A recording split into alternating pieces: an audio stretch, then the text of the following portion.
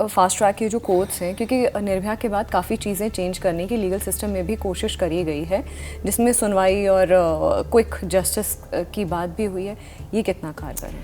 ये fast track court lower courts होते हैं। एमपी में हमने देखा बहुत सारे केसेस ऐसे रेप वाले जो फास्ट ट्रैक कोर्ट में गए, बहुत जल्दी सुनवाई हुई और ये सुने भी गए, लेकिन उसके बाद फिर वो हाई कोर्ट में जाएंगे, फिर वो सुप्रीम कोर्ट में जाएंगे, वहाँ वो फास्ट कोर्ट नहीं होगा कोई भी, वहाँ उसी सिस्टम से उसी टाइम पीरियड में जाएगा जैसे नॉर्मल केसेस में होता है। मैं कहती हूँ अगर आपने फास्ट ट्रैक कोर्ट किए हैं तो उसकी सुनवाई फिर सीधे सुप्रीम कोर्ट में जाने दें, फिर बीच में कुछ ना हो। आप फिर से अगर हाई कोर्ट में जाएंगे और हाई कोर्ट कितने साल लगाएगा, और फिर उसके बाद सुप्रीम कोर्ट, आपने निर्भया के केस में देखा कितने साल लगे उनको फांसी में जाते हुए, 5 से 6 साल लगे। तो 6 साल में आपने एक के बाद आप कहीं ना कहीं गिव अप कर देते हो। ये तो अच्छी बात थी कि उसकी फैमिली ने फाइट किया, लोग भी साथ थे, फ्री जजमेंट मिल रहा था, लोग वकील फ्री थे उस केस के लिए। आप महिलाओं को फ्री लीगल हेल्प मिलती है हमारे यहाँ, लेकिन उस फ्री लीगल एड में क्या क्वालिटी है ये भी देखने की बात है। और वो क्वालिटी इतनी ख़राब है, इतनी पुअर है, क्योंकि आप फ्री लीगल एड में जो वकील काम करते हैं आप उनको इतनी कम सैलरीज देते हो कि वो अपना टाइम लगाना ही नहीं चाहते वहाँ पर। मोटिवेशन ही नहीं है उनको, मोटिवेशन नहीं है। और फिर वो अपने घर बैठे, मैंने तो जेल्स में जो महिलाएं हैं उनको रोते देखा है, उनकी तरफ से कोई पेश हो रहा है लेकिन उनको पता ही नहीं है कौन पेश हो रहा है, उनसे मिल ही नहीं रहा है कोई, उनकी बात ही नहीं सुन रहा, वो कई सालों तक जेल में बैठी हैं। और ऐसे ही जहाँ जो गरीब लोग हैं जिनके साथ ऐसा कुछ होता है, हिम्मत करके वो पुलिस तक आ भी जाएं, लाइन में खड़े होकर रिपोर्ट भी करा दें, सब कुछ सहें, उसके बाद वो जब जाते हैं कोर्ट में तो फिर कहाँ वकील उनके लिए, अच्छे वकील कहाँ? आपने अच्छे वकीलों की आजकल आप देखेंगे अगर उनकी जो फीस है वो करोड़ों में है, कहाँ से वो देंगे?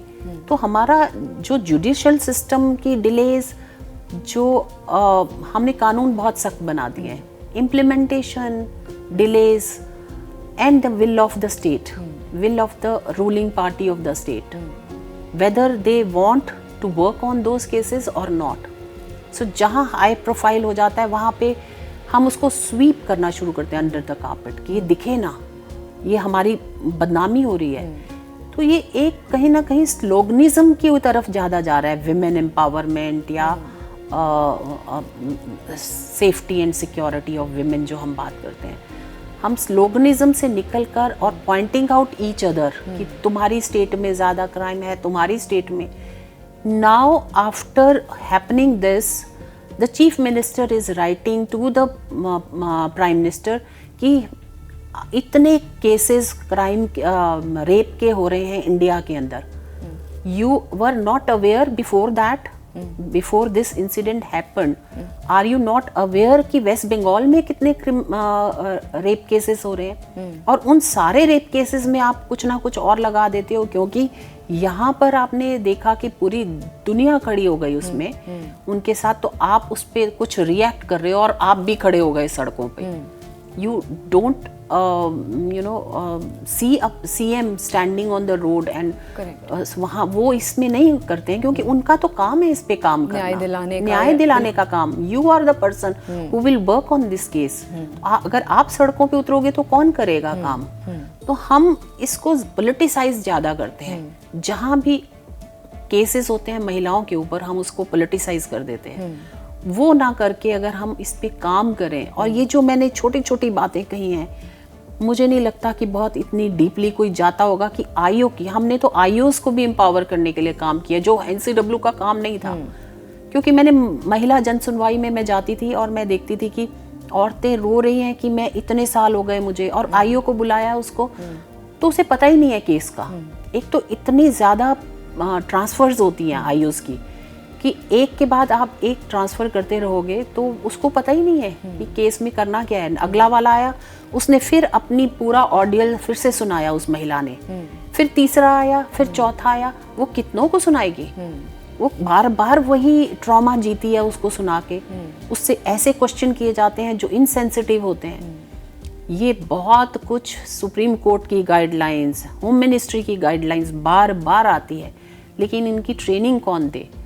हमारे यहाँ इतना ज़्यादा पुलिस के ऊपर काम है कि उनको ये टाइम ही नहीं है ट्रेनिंग्स के ऊपर।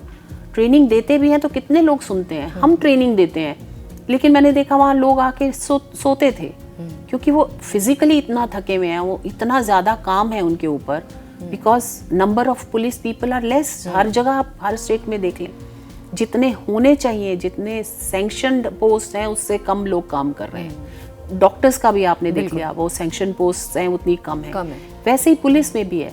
तो अगर आप दिन रात काम करोगे, तो ट्रेनिंग में आपको एसी हॉल मिला है, आप सोओगे उतनी देर में, आप क्या सीखोगे उसमें?